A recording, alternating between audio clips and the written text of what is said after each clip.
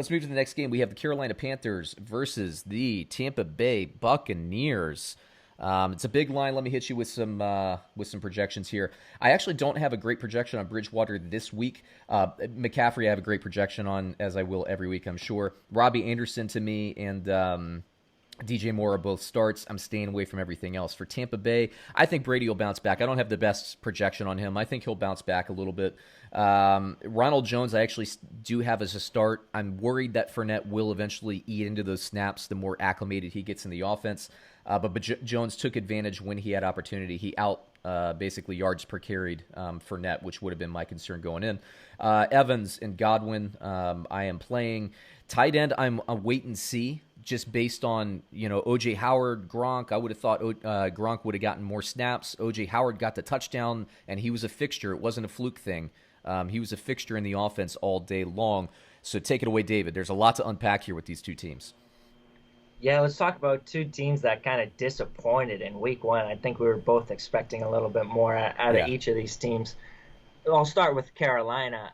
They put up 30 points, but they put up 15 of those points in the fourth quarter. They went into the fourth quarter with 15 points against the Raiders defense. And the final score looks like a little bit of a shootout, 34-30, but this game was not as explosive as it should have been, I think. Teddy Bridgewater, I've been hyping him all year. He underwhelmed. 22 of 34, 270. It's good. It's not great. Only one touchdown. I think there's a lot of uncertainty in the wide receiver room. DJ Moore only had 4 for 54. Robby Anderson was the leading receiver. So I'm looking for hopefully some more clarity to come out of this week. I think Tampa Bay looked gross. Tom Brady looked sharp on the first drive, and I was like, okay, Tom Brady came ready to ball this year. And then I didn't really see that for the rest of the game. Yeah. So you already mentioned Gronk. It ain't looking good for him. 2 receptions for 11 yards. Yeah. O.J. Howard had 4 for 36 and a touchdown. I think you're going to see Gronk get dropped this week. I don't think people are going to wait till next week. He's going to get dropped in some leagues this week. I don't know if I'd pick him up. I don't think I would. Not until he shows some, not until he has a double touchdown game, something like to show some upside. Right now, he just doesn't have it. Fournette didn't look good. Ronald Jones got the carries. He didn't do much with them. This offense is definitely worrisome right now, especially with the amount of mouths to feed. If they're not a top-tier offense, it's going to be hit or miss on a weekly basis with a lot of these guys. Yeah, so I have not yet watched Carolina versus Vegas. So it's again, one of the 6 games I have to catch up on so far. Tampa Bay, New Orleans, I did watch, and we know that New Orleans is strong against the run. So I'm not worried that Fournette didn't have a good yards per carry, and I've never been high on Ronald Jones anyway. So I've been punting on him for a while. So I don't have anything to worry about. But if people were drafting him in the 4th round, like we were talking about a couple of weeks ago, you should be concerned. Carolina, they were just kicking field goal after field goal. The offense was moving the ball in between the 20s, but they couldn't punch it in. So the red zone offense has to improve, and when it does, and that might take weeks, but when it does, Bridgewater will have a little bit more, a little bit more juice at the quarterback position. It doesn't help that Christian McCaffrey is so damn good at running back that he's getting a lot of rushing touchdowns. What was interesting, and this is stat sheet stuff, not game watching stuff, because like I said, I haven't watched. McCaffrey really wasn't involved in the passing game. Did you notice that, David?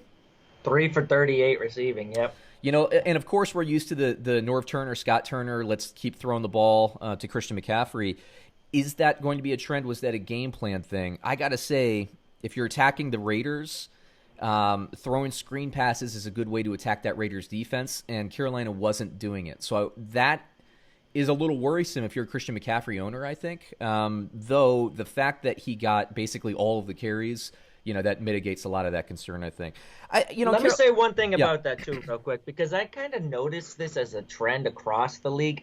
And it seemed like week one, even especially in the first few quarters, the first and second quarter, these teams were calling a lot of simple run concepts. Yeah. And it seemed like it was just in an effort to get these players warm, get them used to that contact.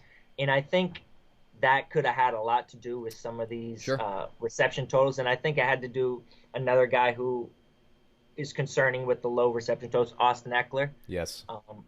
We haven't talked about them yet, but I think at least part of it we have to attribute to these players needing to get warm and the coaching staffs calling simplistic plays, especially new coaching staffs like Carolina that are in their first game, no preseason action. This is their first game calling plays.